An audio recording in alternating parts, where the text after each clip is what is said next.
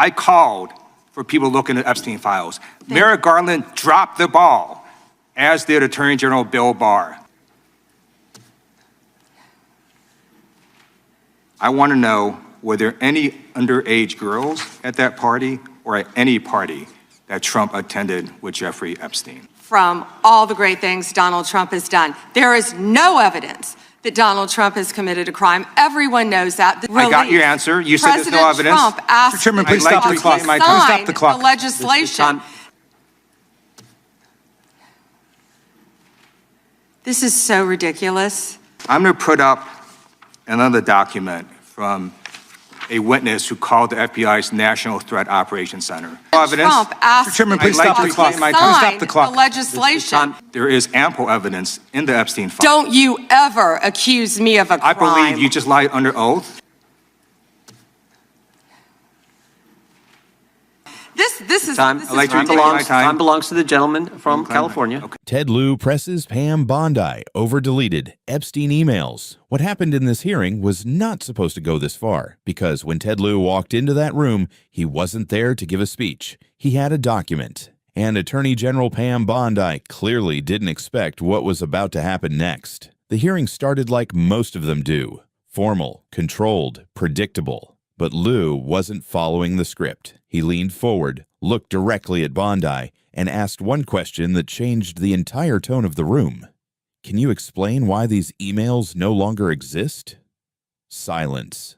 Not the polite silence of someone thinking carefully, the kind of silence that means someone wasn't prepared for that exact question.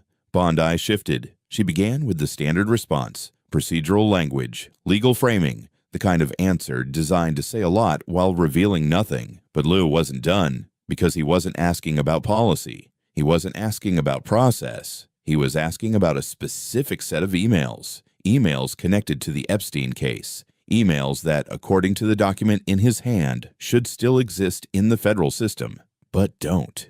Here's what most people don't know about the Epstein files. When the Justice Department took over the case, there were internal communications, hundreds of them, between officials, between departments, between people whose names you would recognize immediately. Some of those communications were archived, some were flagged for review, and some, according to investigators who spoke off the record, simply disappeared from the system. Not corrupted, not misfiled, gone. Lieu's team had spent weeks building a timeline, cross-referencing dates, matching server logs against official records, and what they found created a very specific problem for the current Attorney General, because the deletion timestamps didn't line up with any standard archiving protocol. They lined up with something else entirely. Back in the hearing room, Bondi tried to redirect. She referenced department guidelines. She mentioned ongoing investigations. She used the word classified twice in the same sentence. Lieu let her finish. Then he slid the document across the table. "This is a federal records log," he said. "Can you tell me why communications from this date range are not present in the official archive?" The room went quiet again. Someone in the back shifted in their chair. A staffer near the door stopped typing. Bondi looked at the document for a long moment. What she said next was careful. Very careful. She said she would need to review the specifics of that particular record retention period. But here's the thing. That's not an answer to the question he asked. Lieu knew it. The room knew it. And anyone watching the clip later would know it too.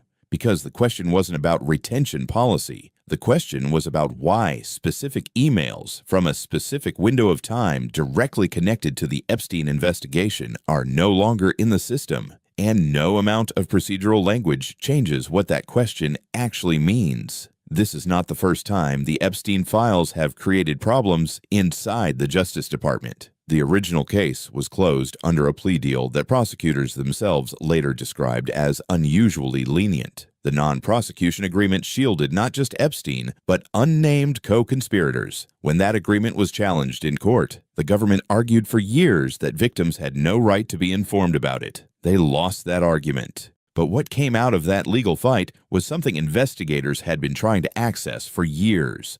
A partial list, names, dates, financial transfers, and a paper trail that pointed in directions no one in Washington wanted to follow publicly. Some of that trail led directly to the emails Lieu was asking about. Back at the table, Bondi composed herself. She returned to formal language. She referenced the appropriate committees. She suggested the question might be better directed elsewhere. Lieu shook his head slightly. With respect, he said, "You are the Attorney General. There is no elsewhere." That line landed differently than the others.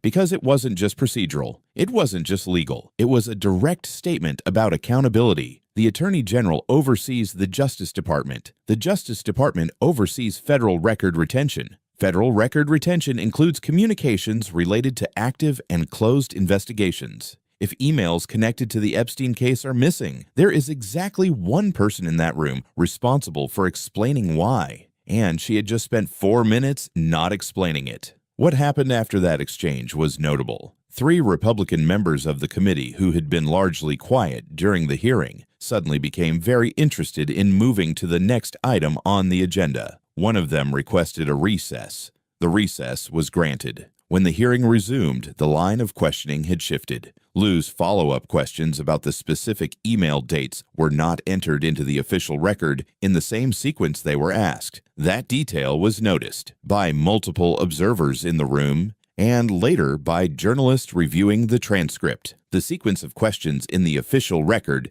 does not match the sequence captured on video. That discrepancy has not been officially explained. What Lieu was pointing at goes beyond one set of deleted emails. It goes beyond one hearing. It goes beyond even the Epstein case itself. It points to a pattern where the most sensitive documents in the federal system tend to become unavailable at the most inconvenient moments, where record requests go unanswered for months, where officials in oversight positions respond to direct questions with language so carefully constructed that it contains no actual information. The emails Lieu asked about represent something specific.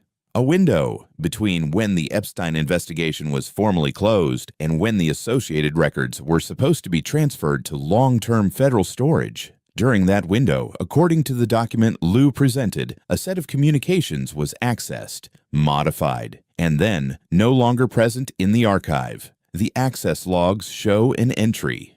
The archive shows nothing.